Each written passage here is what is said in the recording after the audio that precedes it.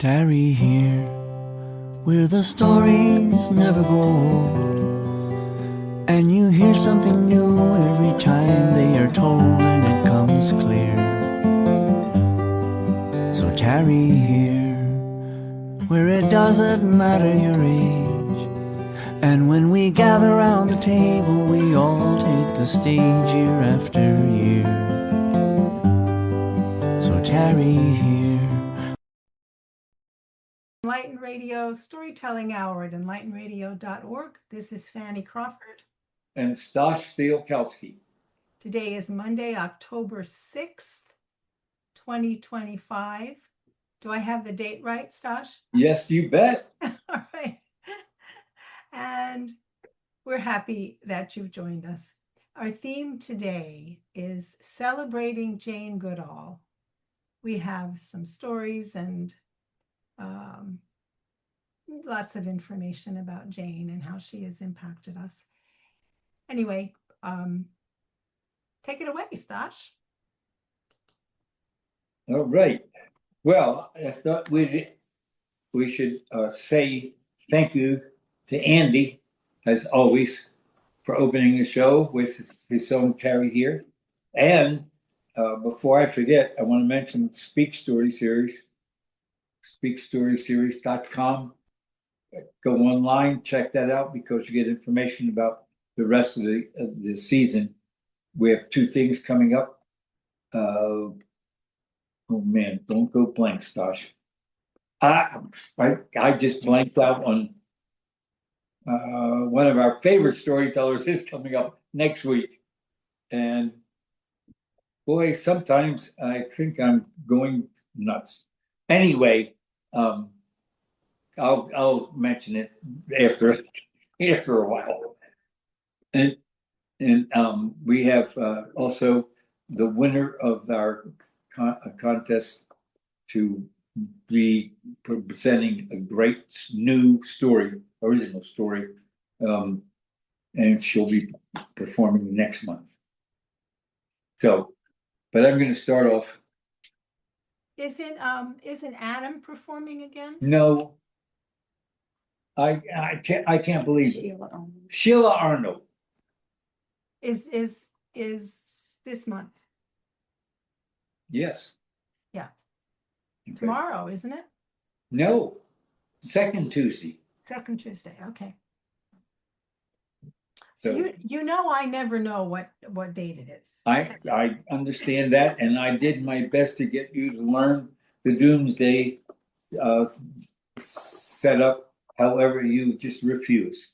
That would mean more thinking. No thinking. 4, 4, 6, 6, 8, 8, 10, 10, 12, 12. That's not thinking to you, remembering all those numbers? It's not remembering anything. The months, the 4th month, 6th month, 8th month, 10th month, and 12th month.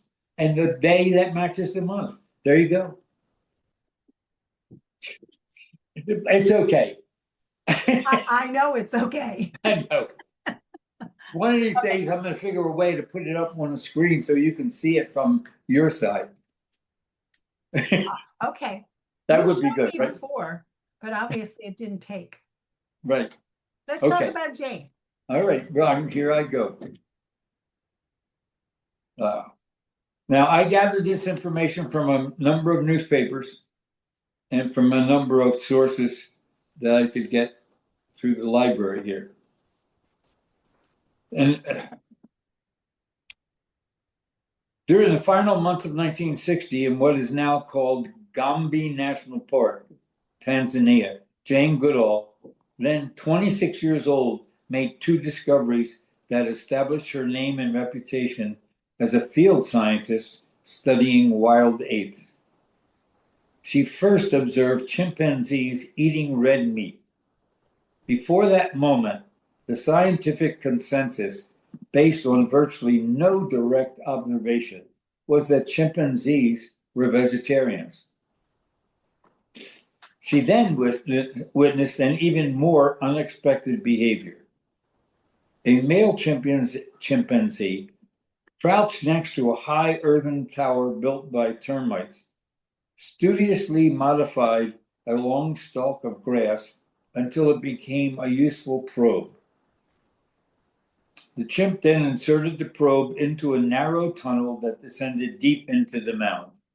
As Goodall soon came to understand, members of the insect species, soldier caste, inside the mound instinctively locked their powerful mandibles on any intruding object, and thus they became, once the probe was carefully drawn out, victims of a crafty ape. The termites, potentially a significant source of nutrition, were tasty enough to serve as food for several species of monkey in that part of East Africa. Only chimpanzees, however, had developed the cultural tradition of fishing for them.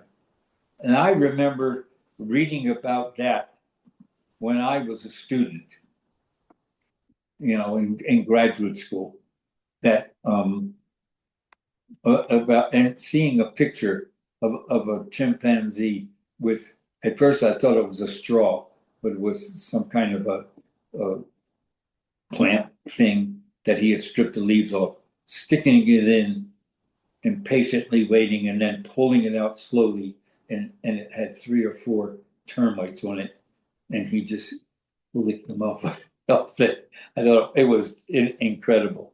And so, okay, I'm going to go. Goodall, who has died at 91, was not the first person to see wild chimpanzees use objects as tools, but she was certainly the first to observe the behavior closely and repeatedly, and to document it thoroughly.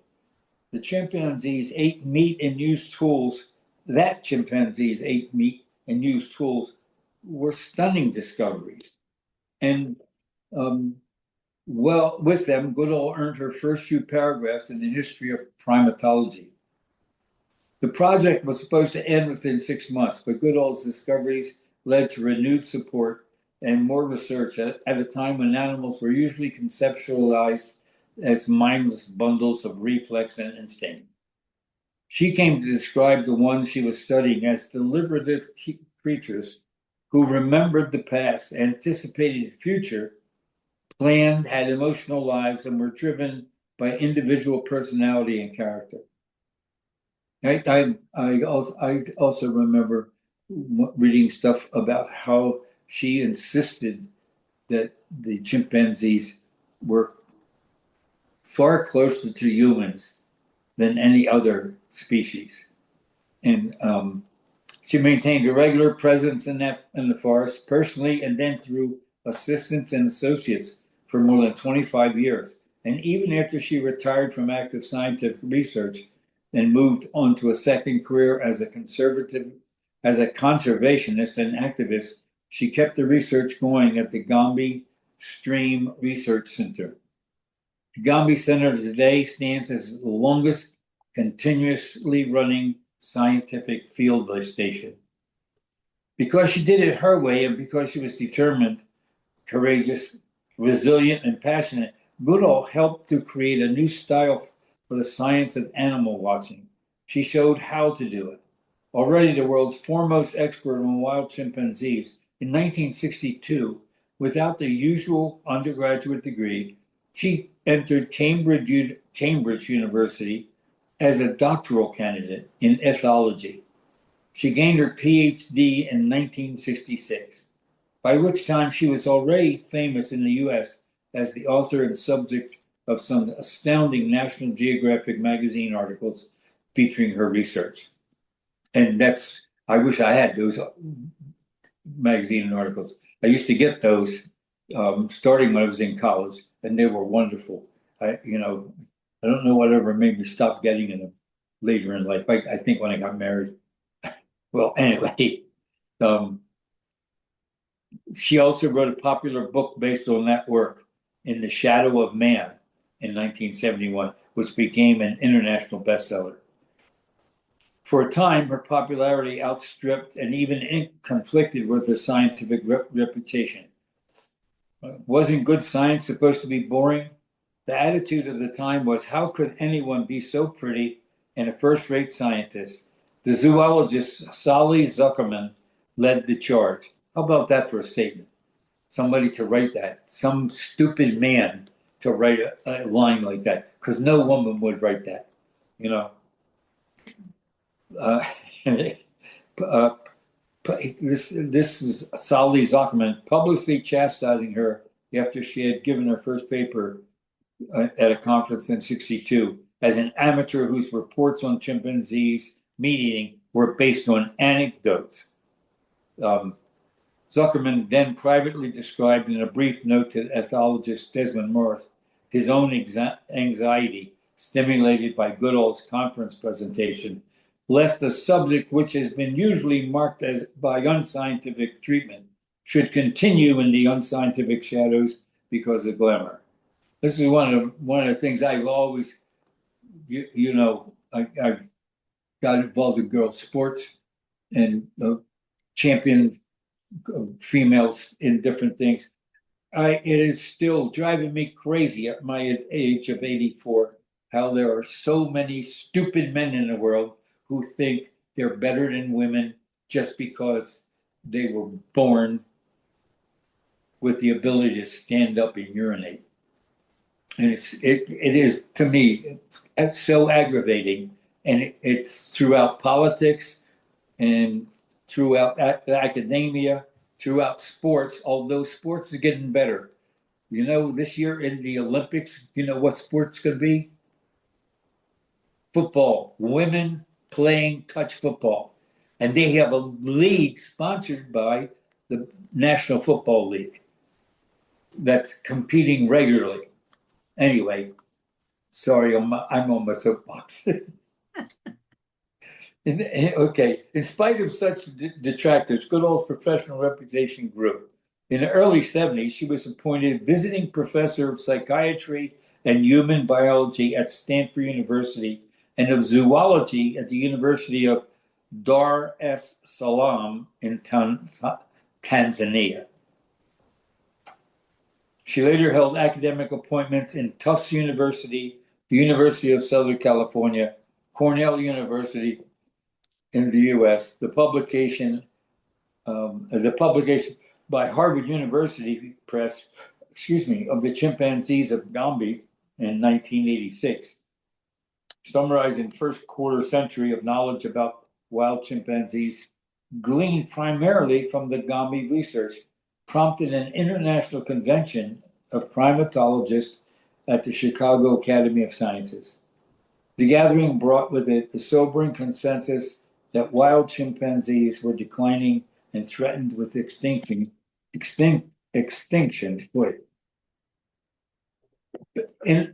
Out in the West, my lips don't work as well. Extinction, while chimpanzees in cages outside Africa were often being threatened by cruelty and abuse. In a burst of inspiration, Goodall ended her direct scientific work in order to become an activist. She spent the rest of her life traveling around the world, fighting for the future of chimpanzees and other wild species, especially for our own species. Born in London, Jane was the elder daughter of Van and Mortimer, Morris Goodall. He was heir to funds generated by the family business, manufacturing playing cards, and between the wars was a top driver for the Aston Martin racing team. Van was the daughter of a congressional minister in Bournemouth. She trained as a secretary and worked in London.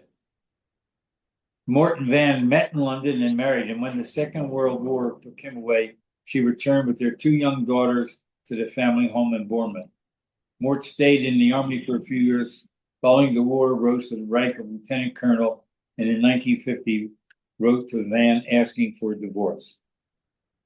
Valerie Jean, soon to become VJ, then Jane, thus grew up with her sister Judy in an impoverished but cheerful and nurturing all-female household. Grandmother, mother, and two unmarried aunts. Her mother believed in the kind of parenting where reason took precedence over rules. And in an era when girls usually faced a narrow path of possibilities, Van told her daughters She could do anything she wanted if she tried hard enough. What the young girl wanted more than anything else was to be Tarzan, her hero from the book she read while sitting in the branches of her favorite tree. She wanted to swing through the trees and live among the apes in Africa. But it was a childish dream, and yet she was serious. Jane started to study animals. She tamed birds that came to her bedroom window. She learned to ride. She wandered by herself up and down the cliffs, where she became familiar with small animals. She had, from her earliest years, an impressive focus. One day, the opportunity to follow her childhood dream arrived. Came in the form of a letter from an old school friend whose father, in post-war Kenya, had acquired a farm in the hills outside Nairobi. The letter invited her to visit Africa and stay at the farm. By now, she had left upland school, and following the advice of her mother, acquired work as a secretary, first in Oxford, then in London. But after the invitation to Africa arrived, she returned home to Bournemouth and waitressed until she had enough money saved to purchase her one-way passage on a boat. She arrived in Nairobi on the 3rd of April, 1957, just in time to celebrate her 23rd birthday. After staying at the farm for a month, she found a room and a secretarial job in town. But where were the wild animals, and how could she find them? She made the most direct approach possible, which was to introduce herself to the curator of the Corendon National Museum, History Museum in Nairobi, Louis Leakey. And I knew that name as a young person too. I didn't know much about him, but I knew he was famous, and he was a paleontologist. He was determined to follow his conviction that human evolution originated in Africa, and believed that part of knowing the great story required understanding our apish ancestors' behavior and studying humankind's closest relatives, the African great apes, particularly chimpanzees. By the mid-50s, a few astute anthropologists had embraced this idea, but almost no one knew where or how to find the chimpanzees. And far more difficult than finding them would be the problem of getting close enough to study them. They were wild and volatile, and they were many times stronger than the strongest man. They were dangerous, and people were not ordinarily foolish enough to go looking for them without a gun. Then came Jane Goodall. She made a positive first impression on Leakey and was hired as his secretary. She was passionate about the animals. He recognized this and she showed herself capable of roughing it on safari for extended periods of time. Leakey decided to organize an expedition into the wilds of Tanganyika territory, which is now part of Tanzania, where Goodall would set up camp within a patch of forest at the edge of Lake Tanganyika. The British had identified as the Gombe Stream Chimpanzee Reserve. It was a remote location. The chimpanzees could be found in that forest, and perhaps Leakey imagined his secretary would discover something useful. Since the British colonial authorities ruled that no woman was allowed to go into the forest alone, Goodall's mother agreed to accompany her. They hired a cook in Kigoma, Dominic Charles Bandora. Thus began in July 1960 the world's most improbable scientific expedition. Eventually, Goodall received more than 50 honorary degrees. In 2002, was made a United Nations Messenger of Peace. In the following year, a Dame. She won the Stott Science Award from Cambridge University, the Kyoto Prize in Japan, and the Kilimanjaro Medal from Tanzania. In 1977, she founded the Jane Goodall Institute, which works to protect chimpanzees and supports youth projects aimed at benefiting animals and the environment. Tireless as an advocate, at the time of her death, she was on a speaking tour of the US. In 1964, Goodall married the wildlife photographer Hugo Van Lowick, with whom she had a son, also Hugo. The couple divorced in 1974. Her second marriage in 1975 to the British-born Tanzanian farmer and politician Derek Brycerson ended with his death in 1980. She is survived by her son, 3 grandchildren, and her sister. She was born on April 3rd, 1934, and died October 1st, 2025. Thank you, Jane Goodall. Thank you, Staj. Wow. It's amazing. It's quite a story. Yeah, and you know, she really inspired one of the greatest comedians, Robin Williams, who did some real personal work with great apes. This is off the top of my head, I can't remember the name of the great ape that he visited a number of times, and she actually spoke to him through sign language, and they became friends. And if you go on YouTube and some other places and look for that, it's a really great short documentary with showing Robin Williams and this great ape sitting face to face and touching each other in a friendly way, just like 2 humans would, and having a conversation. And he did not do that as a joke or as a clowning thing. He did that to show how people need to know about the animals.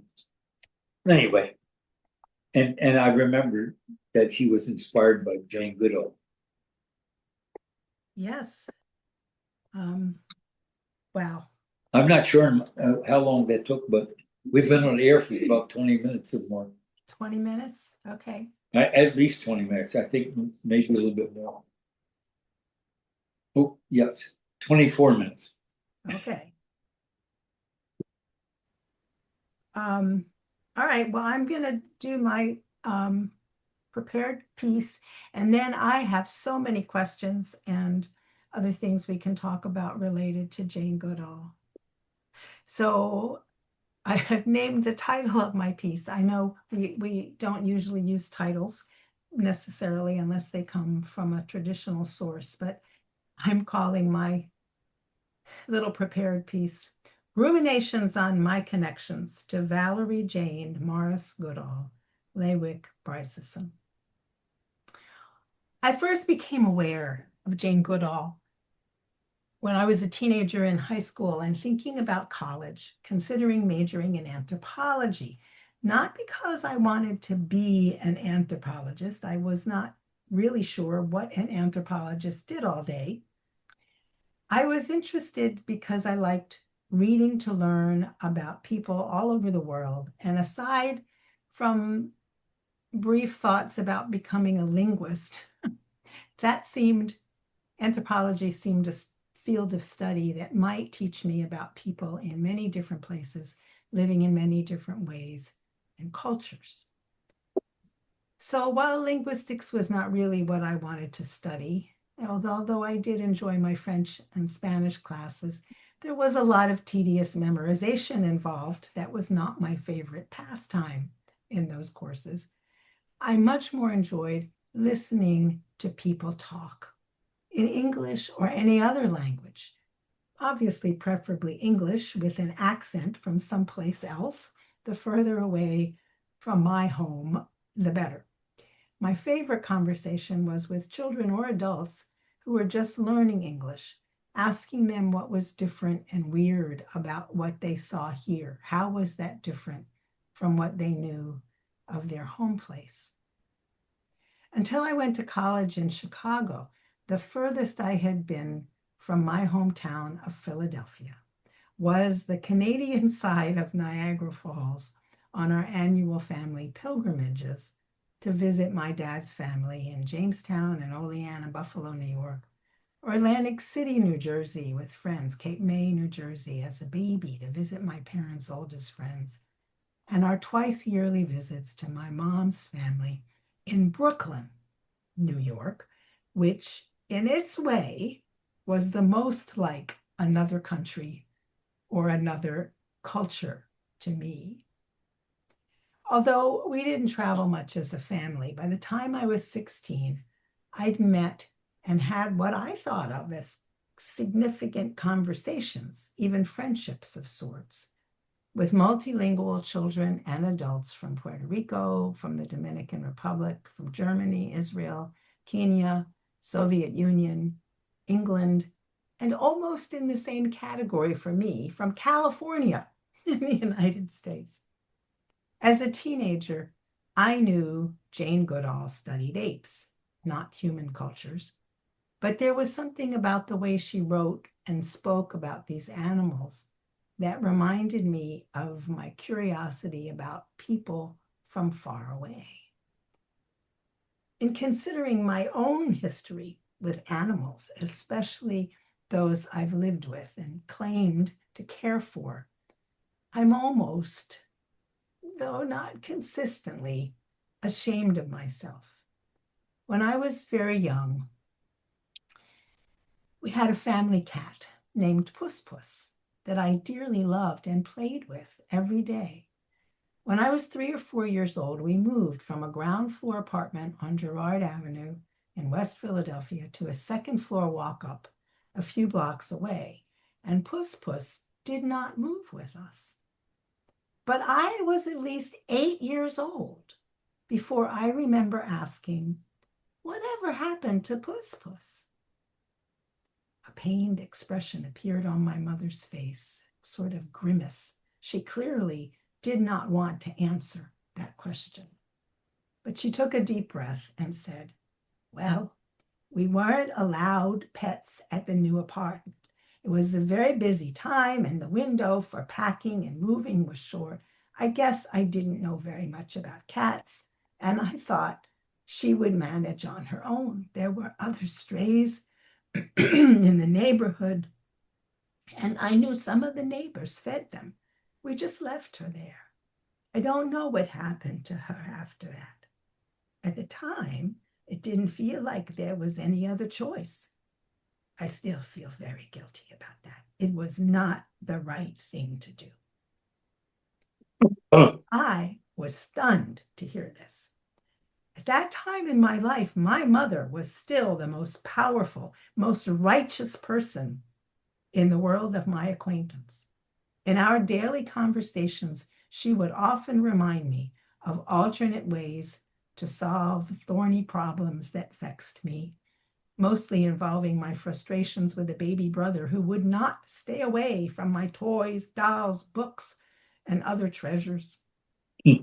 My mom was the one who coached me on alternate strategies for protecting my stuff while still finding ways to be a loving and attentive big sister. These lessons in empathy and coping with the vicissitudes of life were part of my early education in diffusing conflict, searching out, finding the rainbow hidden in a cloudy sky. The idea that my mother would knowingly abandon our helpless, beloved friend, Puss Puss, was just astonishing and disturbing to me. I don't remember any verbal response coming from me. I just remember being struck dumb with shock and horror, imagining poor Puss Puss cold, hungry, friendless, and alone on the streets of our neighborhood, only a few blocks away, and never seeing her again, even though we often shopped at stores just a block down from the old apartment on that same street. On the one hand, that story made my mother a semi-monster for a time. Though I never brought it up again, I pondered the incongruities of this memory for a long time. It took some effort to understand and reconcile how my heretofore and seemingly heroically and near infallible parents, or heroic and near infallible parents, could abandon a dependent, in my eyes, a virtual third child. On the other side of the equation, I realized I must not have a realistic idea of the pressures and stresses of adult life if my formerly saintly mother could do such a thing. In her defense, I could recognize two important issues. First of all, in all that time, I personally had apparently not missed Puss Puss at all. A friend and companion I seemed to remember loving with all my heart. And that in itself was astonishing to me, that I could myself abandon her so easily. But second, the fact that my mother herself had never in all that time, at least 3 to 4 years, mentioned Puss Puss in my hearing. I wondered if two of my favorite books, ones I remembered from the old apartment, but now were not apparent on the shelves of the small bookcase in the bedroom that I shared with my toddler baby brother in the current apartment, a bookcase that was the scene of many a tearful collapse on my part when I couldn't get baby Dougie to leave my books alone. If those two old books about cats had disappeared through my mother's own hand in her effort to avoid a painful subject. But it was not for many years that I could reconcile my early childhood image of my mom as infallible, loving but highly principled icon of good citizenship and woman of the world, with her own occasional later accounts of being occasionally overwhelmed and ground down by the vicissitudes of life. My sudden recollection of Puss Puss when I was 7 or 8 was the first tremor or crack in the heroic edifice of my mother as all-wise and all-knowing. But I was still able for many years to think of myself as a Mother Teresa to animals, as I befriended and cared for guppies, hamsters, white mice, a salamander, a neighborhood street dog my brother named Harry, my constant outdoor companion for a long spring and summer until he disappeared. Harry, not my brother, never to be seen again.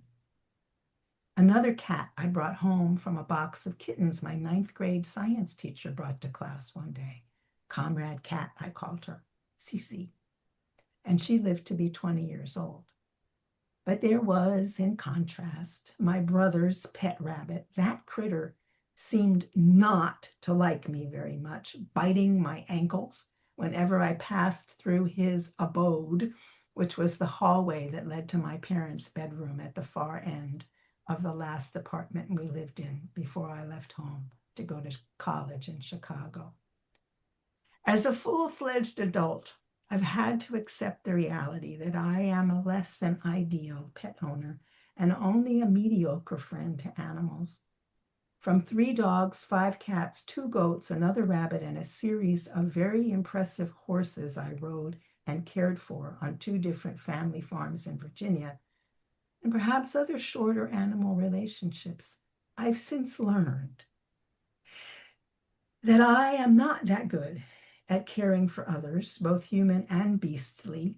Some of them actually perished before their time, in part because of vigilance, care, or attention I did not or would not provide. I'm unhappy about each of those losses, and I'm no Jane Goodall. But Jane continues to inspire me. Not only has she studied the ways that animals have culture and use language, a clear parallel to her early work with Dr. Louis Leakey at human and pre-human archaeological digs. She is a wonderful role model now, even at her passing. With her more recent work for international peace, her dedication, her passionate hope for the future, her belief in the possibility of answers to life's most tragic and painful dilemmas for all species, all flora and fauna, including humans everywhere. Wonderful. Wonderful. Well, mostly about me, but inspired by Jane. Well, isn't everything about, never mind. Yes, everything is about me. You're right. Absolutely right. Did you Okay, happen to time me? pardon? Did you happen to time me? Let's see, I need to look at my watch.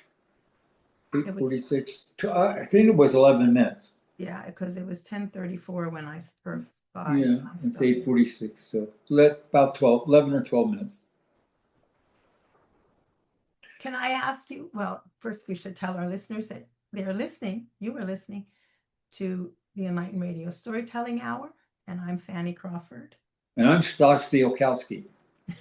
We're recording on Monday, October 6th, 2025, but we're talking about Jane Goodall, who has just passed on October 1st, and inspired by her and talking about her connections with our lives and what we've picked up from her. So can I ask you a couple of questions, Stash? And you can, Of course. you can choose your question. You know, I'll ask you 3 questions and you can choose one maybe, or answer all of them if you want. Okay. In your opinion, what is Jane's most important legacy or life contribution? That's the first one. Second one, what parts of her early life do you think were most important in shaping her life's work? And do you have, third question, do you have any sense of what she might have regretted? Or were there any tasks that she might have felt she was leaving undone or aspirations not met? Wow. I'll say the first question again. What's Jane's most important legacy or life contribution? Okay. I think the fact that she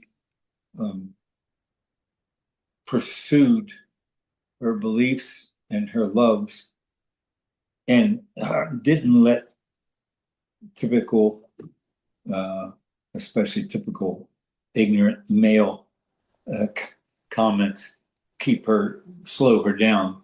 And she was smart enough to pursue what she believed in and ignore any kind of comments or remarks by supposedly established people in certain fields, who were basing lots of their statements on thoughts, what they thought about animal behavior, and not on actual research. She went out and actually lived near the chimpanzees. She actually did the work to observe them, and from reading about her work, they were actually very dangerous. The chimpanzees fought, and they were territorial in many ways and stuff. And she got to be friendly with them, and got to be accepted by them. And she didn't let what people thought or said about being a woman or being young, or especially a stupid remark about because she's pretty, she was getting attention and all. It's just dumb. Anyway, I always admired that someone would do that, to live with animals. And she actually lived there. She didn't just go for a couple hours in the morning and in the afternoon. She actually stayed there, right, real close to them. So I always admired that. And she was a good example. And she was one of the people that I would point out to girls when I was teaching and with the coaching. I have met a number of women here in this place where I'm living with all seniors. Imagine my wife Terry is very likely the youngest resident in this building. you know, which gets me a lot of looks. But um, anyway, the old stuff about math, when you meet people in a new place, and we meet people, there are no assigned seatings. There are some, like for dinner meals, there are a few groups of people who always eat together. But when we walk into the dining hall, we frequently will walk up to a table, and if there are two empty chairs, we'll say, maybe join you. And we've never been turned down. People say, oh, of course, of course. Oh, you're the new people. Yeah, sit down. Tell us, what did you do for your life? What do you, stuff like this. And when I mention teaching chemistry, math, and astronomy, I've heard that from some of the women, not everyone, but some of them, the typical thing, oh, chemistry and math, oh, well, and I say, oh, please don't say that old stuff about girls and math and science, because it's not true. It's not true. Girls are better in math and science than a lot of men. Anyway, I've been promoting that. Um, uh, and as you can imagine, this place for me is a wonder world of conversation. Older people like conversation because some of them don't get to talk about their favorite stuff, and they've been here a long time and everything. But I've been involved in some dynamite conversations, uh, uncomfortable conversations, in fact. You know, um, not so much about politics, but about different things in life, and I'm enjoying it very much. We have lots of opportunities here for activities. There are activities every single day. There are some activities run by residents, as well as activities that are sponsored by the place itself. We've had musicians here. We've had a saxophone player, a harp player, piano player. We've been here 3 weeks, and in those 3 weeks, we've had 3 musicians. We also have a group called the Merry Melodies, Merry Melodies, where just about 9 or 10 people get together to sing. They are not trying to entertain anybody else but themselves. It's not, it's not a thing for for an audience, and it's truly wonderful because Terry and I attended it last week, and we will continue to attend it. And the person who was playing the piano for that group was not trained. He had picked up piano on his own, and admittedly was, like picking out the the tones and stuff like that, and melodies. It has become known here because of a braggart husband. That Terry is a wonderful musician, and because she won't brag on herself, and they've asked her to take over to play the piano this week coming up for that group. I guarantee once we sing a couple songs with Terry Lee playing the piano, the group is going to be much happier, and the man will be much happier because he was doing it, almost like, I mean, out of the goodness of his heart. Anyway, I'm going to be telling stories on Halloween. I'm going to tell a couple of short, scary stories, and then I'm going to I've been working on Black Aggie, about the statue that's famous for things. And also, I'm going to be doing something around Christmas time for sure, and probably a monthly thing on stories. In fact, I know I'm going to do a monthly thing on story. And all I had to do was mention in conversation with people. And they also, the place has an activity director, and she came and talked to us and asked us to fill out a form about what did you do in your previous, life when you were active and doing this and everything. And because everybody here is retired except for the people who work here.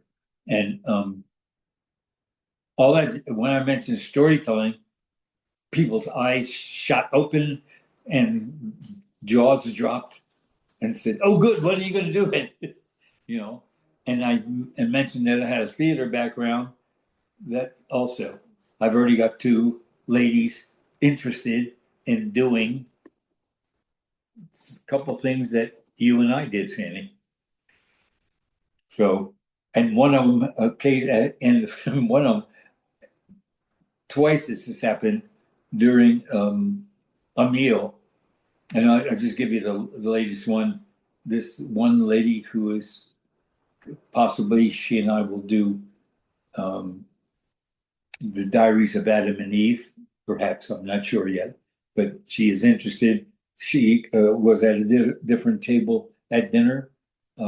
I had my back to her, and I heard this voice say, "Cain has just killed Abel." She went and got the Diaries of Adam and Eve and is reading it because I mentioned it. And couple of things have sparked interest in me. And you know how I talk.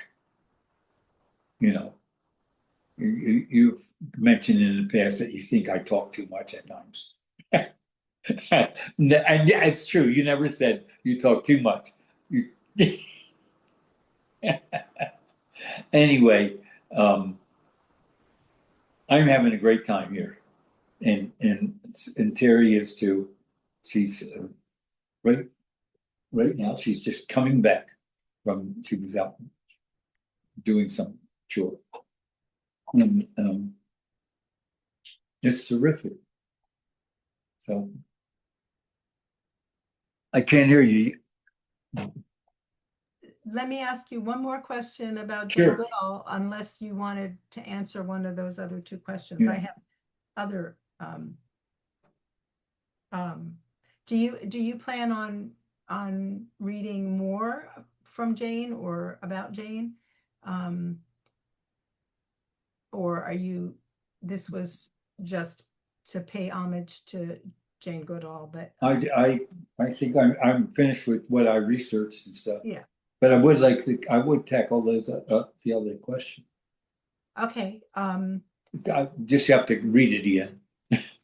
Well, I actually have 7 questions, so I read you 3. Okay.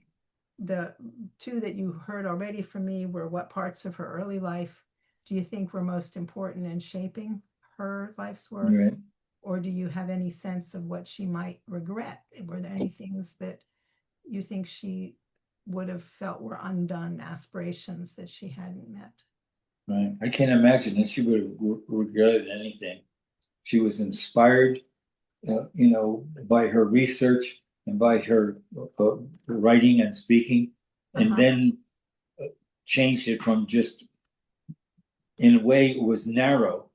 She was focused on this behavior of these animals, but then she went to everyone. She expanded that to her understanding that what she had witnessed influenced her about the behavior of humans as well as animals. And she became, well, the list of universities I read and degrees that she got, and they weren't just, she didn't get handed degrees just because she was popular or something, as so often happens. I've been reading about Mark Twain, and Mark Twain had a lot of degrees, none of which he studied for. Right. But she accomplished a great deal and expanded her interest, so they were worldwide. So, and I'll I'll tackle any other question. Okay.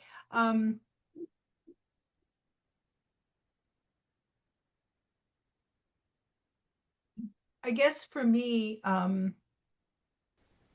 one of my interests are just she had such an interesting childhood. And there were some losses in her life where she um her parents divorced, and she didn't see her dad all that much for the later part of her life, or later part of her childhood. But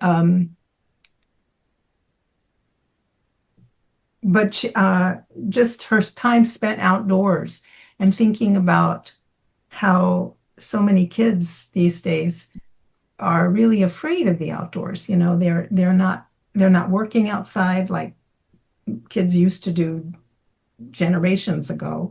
But and I'm not suggesting we reinvent child labor, or especially child agricultural labor, but um, she was just exposed to so many different animals, and she had so much freedom in that early part of her life when she could spend it outdoors with domesticated animals and wild animals, that just seems such an important part of her life, and that's so much lacking these days.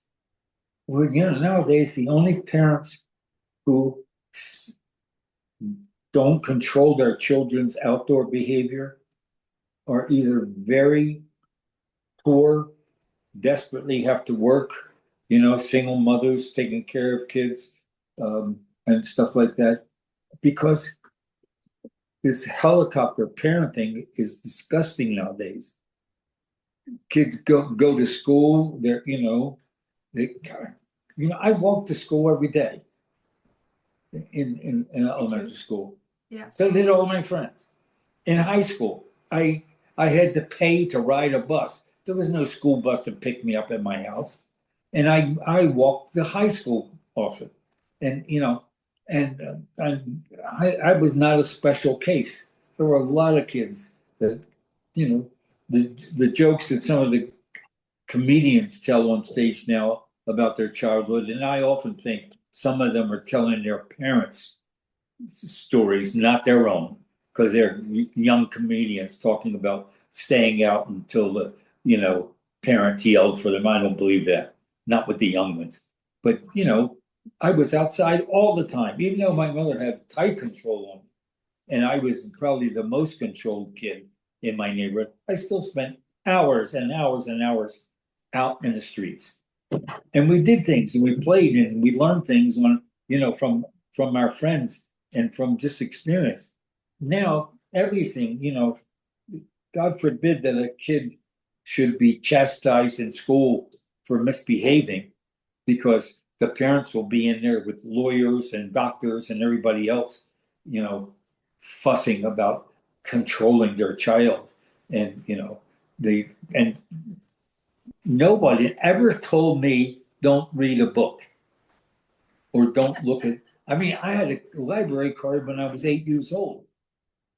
I had to walk down, Ann Street to go to a public library, and the librarian, I'll never forget, she dressed just like my mother did. She wore um, I don't know, a house dress like. I mean, it wasn't old or anything. It was just, a one-piece dress. And I don't know how to describe that. I think of it as a house dress. It was nice looking and everything. She wasn't dressed up, and she certainly wasn't in slacks and stuff like that. And she helped me find all kind of books. I asked her if I wanted a book on whales because I became interested. She gave me Moby Dick. Did you read it? Yes, I read it. I've read Moby Dick probably 10 or 11 times in my life. It's a fantastic book, and I owned copies of it for many years. Years, and I could go and ask her questions about it and stuff. And I was a little kid, and she was willing to help me like that. Nowadays, well, I would hope the librarians are just as helpful, but they would tell a kid of 8 or 9, you can't read Moby Dick. You don't know how to read that well and stuff. That's not true.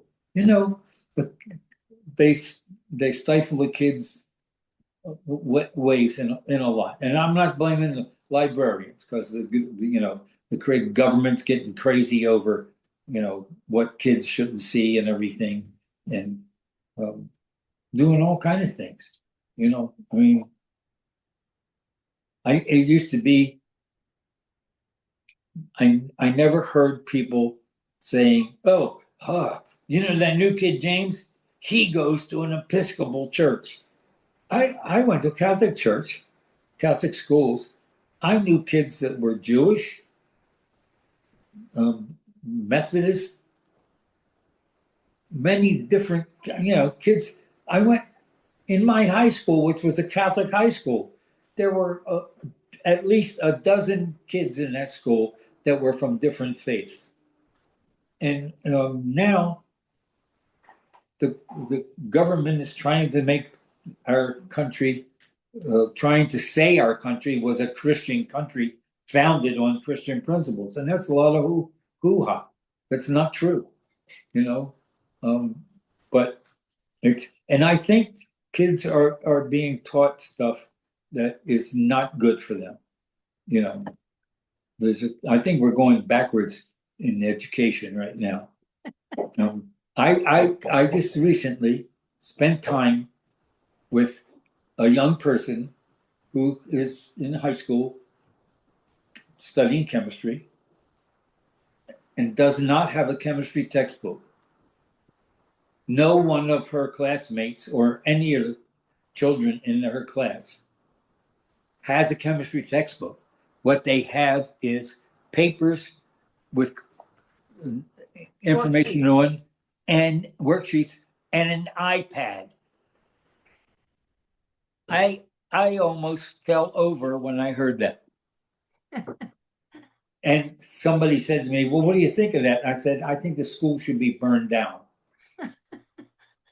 which is probably not a good thing to say.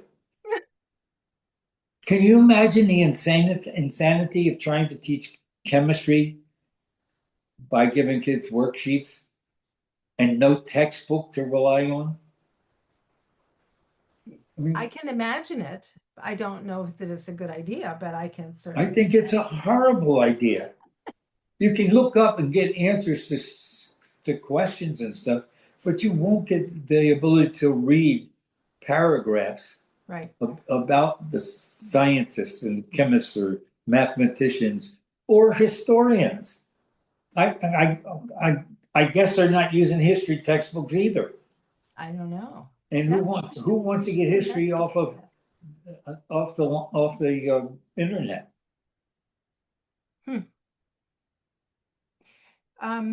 Are we out of time? I think we've been on. I think it's been about 56, 57 minutes. Yeah, that's what I have. Okay.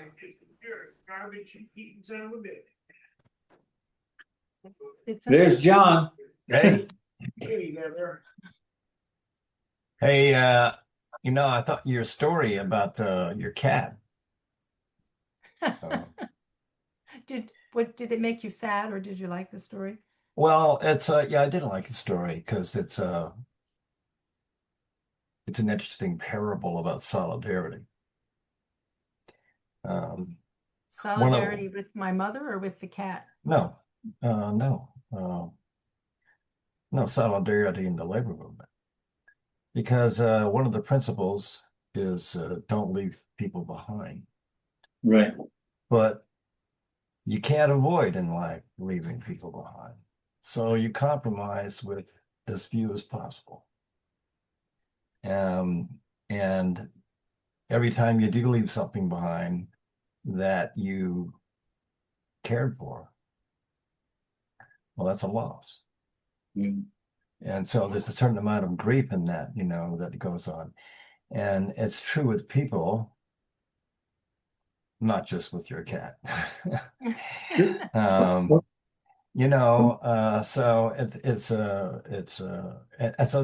I know, for example, in every labor agreement or conflict that I was ever involved in, Usually involved, if you were going to get more wages, somehow people were going to get laid off in the process. You know, you were going to exchange efficiency, you know, you were going to use the increased productivity as an argument for higher incomes, reasonable argument. On the other hand, the increased productivity, you know, automation, et cetera, Yep. results in layoffs, people being left behind. And so, yeah, I thought it was a good story. Yeah. Well, thank you. It did feel a lot like navel watching while I was in the middle of telling it, but it definitely impacted my more sophisticated, you know, it eventually improved my understanding of life in general, that it was tragic to me, but I had to find reasons why, and in that process, Right. something, I guess. That's right. Anyway, thanks for those thoughts, John. Anyway, you guys, yeah. So are you guys, can I turn off the